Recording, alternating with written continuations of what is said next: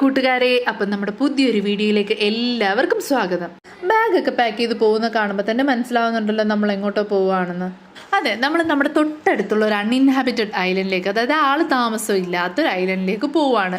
ഇവിടുത്തെ എൻ്റെ ഒരു ഫ്രണ്ടും ഫാമിലിയും കുട്ടികൾക്ക് വേണ്ടിയിട്ട് പ്ലാൻ ചെയ്തൊരു ട്രിപ്പാണ്. അതുകൊണ്ട് തന്നെയാണ് ഐഷക്കുട്ടിയെ ആസക്കുട്ടിനെയും അവർ വിളിച്ചതും.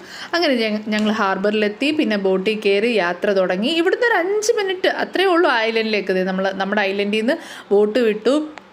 ബോട്ടെന്നല്ല കേട്ടോ നമ്മളിവിടെ പറയുന്നത്, ഡിങ്കി എന്നാണ് പറയുന്നത്. ഇതിൻ്റെ ഇടയിൽ ചെറിയ ചെറിയ ദ്വീപുകളുണ്ട്. നമ്മളിത് അവിടെ എത്തി 5 മിനിറ്റ് അത്രേ എടുത്തിട്ടുണ്ടായിരുന്നുള്ളൂ. നമ്മളവിടെ എത്തിക്കഴിഞ്ഞപ്പോഴത്തേക്കും അവിടെ കുറേ സർഫിംഗ് ബോർഡ് ഉണ്ടായിരുന്നതും എടുത്തുകൊണ്ട് നേരെ കടലിലേക്ക് നീന്താനും കളിക്കാനും ഒക്കെ ആയിട്ട് ഇറങ്ങി.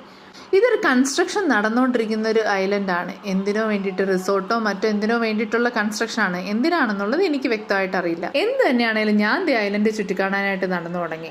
അപ്പം നമ്മുടെ ഇവാൻ മിസ് ഞാൻ ബാക്ക് ഫ്ലിപ്പ് ചെയ്ത് കാണിച്ചു തരാമെന്ന് പറഞ്ഞിട്ട് അവൻ നല്ല അടിപൊളി ആയിട്ട് ബാക്ക് ഫ്ലിപ്പ് ചെയ്ത് നീന്തിപ്പോയി. ഇതൊക്കെ കാണുന്നതുകൊണ്ടാണ് ഐഷക്കുട്ടി ആസക്കുട്ടിനും നീന്താൻ ഭയങ്കര ആവേശം. ഞാൻ ദി ഐലൻഡ് ചുറ്റിക്കാണുന്ന പണി വീണ്ടും തുടങ്ങി. 4:30-5 മണിയായപ്പോൾ ഉള്ള വെയിലാണ്. നട്ടുച്ച 2 മണിക്ക് 3 മണിക്കും ഉള്ള വെയിൽ പോലത്തെ ചൂടുണ്ട്.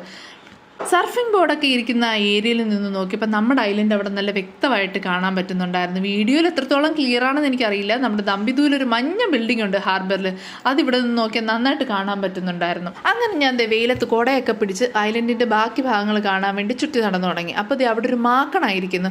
ഇതിൻ്റെ മലയാളത്തിലെ പേരെന്താണെന്ന് എനിക്കറിയില്ല കേട്ടോ. അങ്ങനെ അതിനെയൊക്കെ കണ്ട് അവിടെ ചുറ്റി നടന്നപ്പോഴത്തേക്കും വേറൊരു സാധനം, ഈല്. ഇതിനും മലയാളത്തിൽ എന്താ പറയുന്നതെന്ന് എനിക്കറിയില്ല. ഒന്ന് കമൻറ്റ് ചെയ്തേക്കണേ. അങ്ങനെ ഞാൻ നടന്ന് ചെന്നപ്പോഴത്തേക്കും നമ്മുടെ താറാങ്കുഞ്ഞുങ്ങളെ വളർത്തുന്നുണ്ട് അവിടെ തൊട്ടടുത്ത്. ചോദിച്ചപ്പോൾ പറഞ്ഞു തൊട്ടടുത്തൊരു ഐലൻഡിൽ കോഴി ഫാം ഉണ്ടെന്ന്. പിന്നെ നമ്മുടെ കൂടെ വന്ന ലേഡീസ് എല്ലാവരും കൂടി ഇവരുടെ ട്രഡീഷണൽ ആയിട്ടുള്ള ഫുഡ്, മോൾദീവിയൻ ട്രഡീഷണൽ ഫുഡ് എന്ത് ടേസ്റ്റാണെന്നറിയോ. നമ്മൾ കുറച്ച് നാളായി ഇവിടെ താമസിക്കുന്നുണ്ടായിരിക്കും. ഇതിനൊക്കെ നമുക്ക് ഭയങ്കര സ്വാദായിട്ടാണ് തോന്നുന്നത്. ഐഷക്കുട്ടി പറയാം നല്ല ടേസ്റ്റ് ഉണ്ട്, നല്ല ഒരു സൂപ്പറാന്നൊക്കെ പറഞ്ഞിട്ട് പോകും. ആസിക്കുട്ടൻ്റെ ആസ്വദിച്ച് ഒരു വട്ടം നീന്തിയിട്ട് കയറിയതാണ്, ആസ്വദിച്ച് വന്നിരുന്ന് കഴിക്കുകയാണ്. പറ എങ്ങനെയുണ്ട്? നല്ല അടിപൊളി.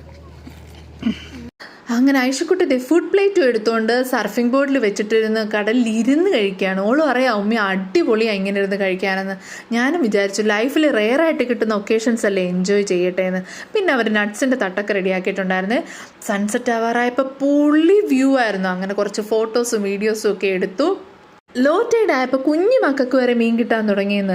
അതിൽ വേറൊരു രസം, ഇതിലൊരു പയ്യൻ്റെ നിക്കറിൽ മീനും ചൂണ്ടയും കൂടി കുടുങ്ങിയിട്ടാവും ഭയങ്കര കരച്ചിലായിരുന്നു. അങ്ങനെ സൺസെറ്റ് ആയപ്പോഴത്തേക്കും നമ്മൾ അവിടുന്ന് തിരിച്ചു.